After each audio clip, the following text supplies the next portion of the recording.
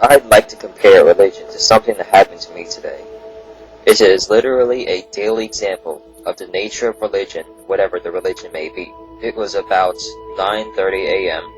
on August the 10th. My mom was talking to my sister about buying a type of expensive Japanese flower on eBay.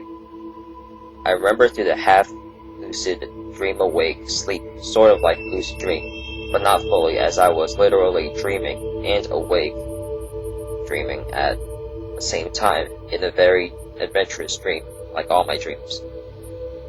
And my mother asked her to check her plant bid. Then I immediately woke up, and I told her she got outbid by 50 cents. The trouble started off when she told me to fax, quote, something, except that she spoke it in Chinese. I asked her what it is, and she told me, just fax it to my dad, except in Chinese. And I remembered the letter that my dad got before, which was yesterday, so I thought that it was about the same subject, so I told her that he didn't want it. Then she told me again, fax it to your dad, and I repeated, no, he doesn't want it. Why should I fax a letter if he's already heard about it and told me that he doesn't want it? The next two things that came out of her mouth was the same thing all typical religions do. The logical fallacy, appeal to sentiment, and appeal to emotion. She told me, I've done so many things for you, and you wouldn't do this one little thing for me? And you go fax it because I tell you to go fax it. I tried to maintain my position that I have no reason to fax those letters, yet she further attacked me with the fallacies that appeal to emotion and sentiment.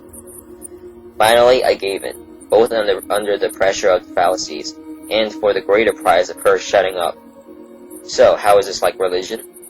Well, I'll pick on Christians because that's who I was, so that's the religion I know most about.